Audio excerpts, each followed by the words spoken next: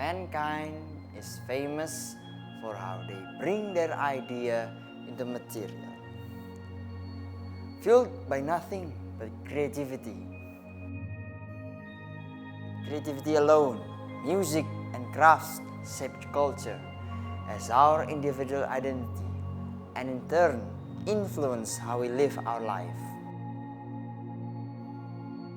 We proud ourselves in making an art piece as we pour emotion, knowledge and experience into a medium. And then I saw how an AI draw a batik that didn't just copy an existing pattern but create an authentic pattern that is rich in artistic variation. It felt real and it felt surreal. I had to take a breather and ask, was that truly a real art piece or simply an imitation of patterns already existed? If it can make a batik that has the quality of master craftsman and capable of creating it in bulk, where will traditional artists and handmade products go? My name is Engineering Corps Corporal Cadet Yosua Pascalis Krisdianto Saputra, and this is how AI transforms bytes into batik. Indonesia is a country where every region has an art distinct to theirs. Colors, texture, and rhythm woven so intricately into everything from beautifully drawn batik to detailed shadow puppetry and meaningful stories. As Indonesia brings itself to modernity, the creativity followed behind, replacing colors with codes, textures with data, and rhythm with algorithm. The machine that we use no longer simply assisting us, it creates, and I fear that they will create better than us. And even though I fear, I will not hate, but rather to talk about how we as creative human and we as an Indonesian respond when culture and technology of ours intertwine.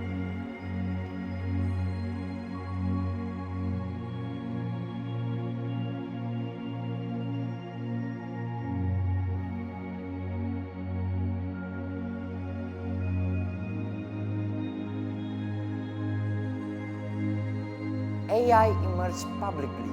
No one would have thought to use it other than for logistics, automation, and search engines. We would feed them data, and in turn they will transform it into information or result. Then generative AI was introduced, where the data we fed were transformed into everything we describe. There, the question of AI as an artist emerged. You see, we create art through experience and cultures that we see through our lenses or creativity. AI create art through references of existing art and the prompt that we ask without emotion nor meaning, without originality or soul. When an identity unique to something were to be mass produced, it lost its meaning and how it was unique. But AI was never meant to kill art and their artists, and it could and should strengthen the idea of art and creativity.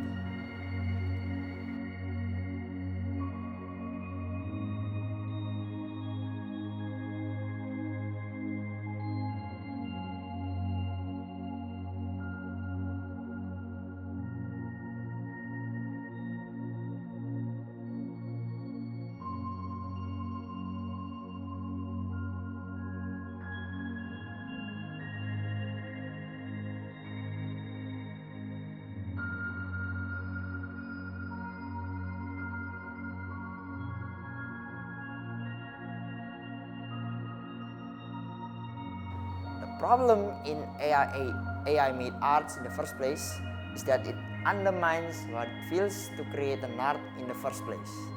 It undermines how art was made to be meaningful and pleasing to the people, as within it was the first-hand experience of the artist, all of the internal things that weigh their minds but invisible to many. Take, for example, batik. Batik is a textile art unique to Indonesia, especially to Java and Bali.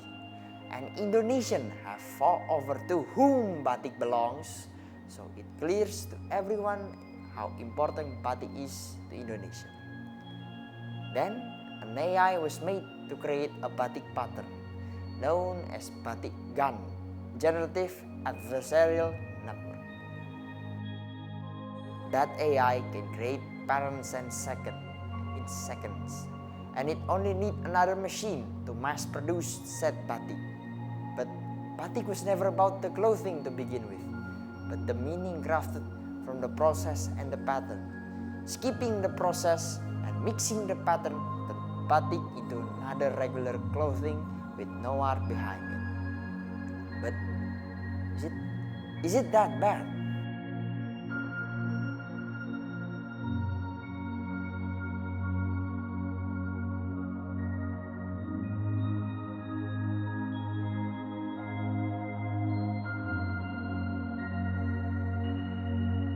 Still, there's a reason batik GAN was made, other than to cut costs, that is, and that was to combat the stagnation within the batik industry, where the demand in bulks outweighs the potential of artisans in creating new patterns that are not in demand by the market.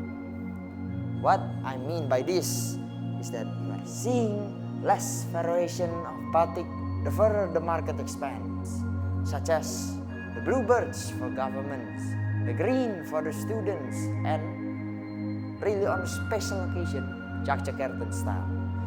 With or without AI, the market will push the killing of the creativity behind creating each batik, and the number of old and less popular batik pattern will continue to grow. When lecturer Agus Eko Minarno developed this batik GAN, he put this crisis in mind and hoped that the lesser known patterns will be preserved to be used by ambitious artisans that dare to experiment. The desire for batik is to be preserved in diffusion, not illuminated in delusion.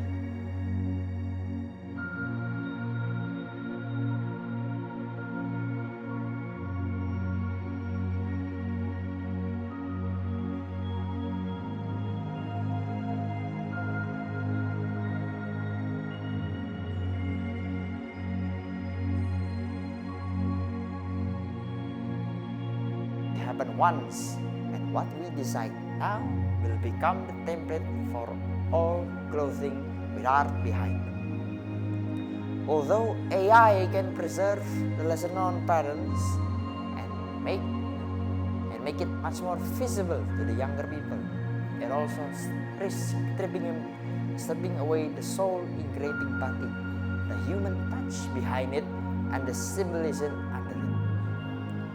To navigate this troubling dilemma, to pick a side is unwise.